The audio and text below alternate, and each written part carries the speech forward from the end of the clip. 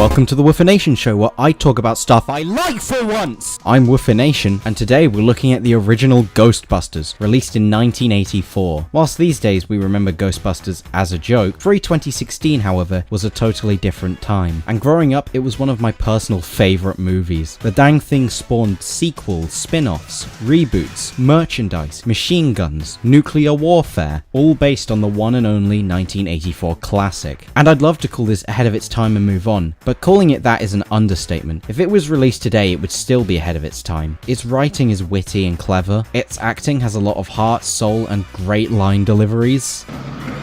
Ray, when someone asks you if you're a god, you say yes! And the special effects really hold up for a 40-year-old property. At least that's what most mainstream reviewers would tell you. Do I think Ghostbusters is any of these? Yes! But let's take ourselves back to the early 80s. A different, more simple, better time. I would know, I was around back then. I'm secretly 48 years old! It was actually based on Dan Aykroyd, whose dad was a real Ghostbuster. Wow, how cool. He originally conceived of the project where him and John Belushi would venture through time and space battling supernatural monsters. However, Belushi fucking died. So he brought in Ramis to help make the project just a little bit more manageable, because the original version was not a very easy or cheap film to make. Him and Ramis would then boil down the story into a story about a group of scientists in New York who make a company all about catching ghosts. Wow, what a neat concept. And at that moment, the Ghostbusters were born. But enough with this backstory.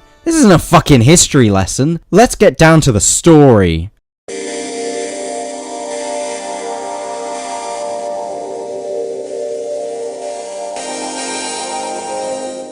Having a good character introduction is pretty important. It helps establish the plot, character, and themes in a way that feels normal and not like the writer is screaming the plot at the audience until their face goes blue and they collapse onto the floor. A good character introduction can go a long way in establishing the way a character should be perceived throughout the story. Take any classic movie, like let's say, The Silence of the Lambs. The introduction of Lecter is fucking immaculate. We walk through several locked regions of the prison, all in long continuous shots. We're let through the door and Clarice stops for a moment before being told that she's gonna be alright. She walks through the prison area.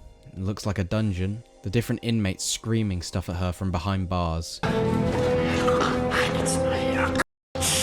We look forward and arrive at Lecter's cell. His cell's extremely weird. For starters, he's standing behind a glass barrier unlike the other inmates. He's not standing up next to his method of escape. He's just stood in the cell menacingly. And when he talks, he doesn't speak in the same disgusting and grouchy voices of the other prisoners. He speaks in an elegant tone of voice. Good morning. He has no need to frighten you with loud, jerky movements, a deep, scary voice, a horrifying appearance, because his personality is enough to frighten you. This introduction sets up Lecter flawlessly. I cannot point out anything wrong with it, even if I tried. It describes him as an ominous man who only uses words more than actions to frighten you and cause mayhem. A man who looks outwardly not quite right, but you just can't put your finger on it. And it fucking rocks! But maybe that's just one film. Maybe let's talk about another classic film. What about The Shining? The introduction of the movie is flawless. It starts with several minutes worth of panning shots across the countryside, zoning in on a yellow car which makes its way to the Overlook Hotel. Jack Torrance makes his way inside the building and arrives at Ullman's office where he goes for a job interview. During the interview, Jack flashes a PR Cheshire grin smile. We can see from this entire scene that Jack's character is in full force. Even after he's told the Grady family massacre, he just smiles some more. My predecessor in this job hired a man named Charles Grady as the winter caretaker. He came up here with his wife and two little girls, I think about 8 and 10. He killed his family with an axe. Wow. That is, quite a story. It is mildly concerning how happy he is with this information. Not every introduction to a character has to be long though. In something like Fallout, for instance, we have an opening cutscene, we're placed in the game, and here you are in the world, let's save the vault. Now, you may be wondering, are you actually comparing two of the most genius movies ever made to Ghostbusters? And the answer is... Yes. I think whilst it's unfair to put Ghostbusters against the literal Shining, I do think it's good to show the high watermark of introductions so that we can see the pros and cons in Ghostbusters. And whilst I think it's not the magnum opus of humanity, the introduction to the Ghostbusters themselves are set up perfectly. We're introduced to Peter Venkman, played by Bill Murray. Dude, they got Garfield in this movie? Hell yeah. So do you have any regrets? Garfield, maybe?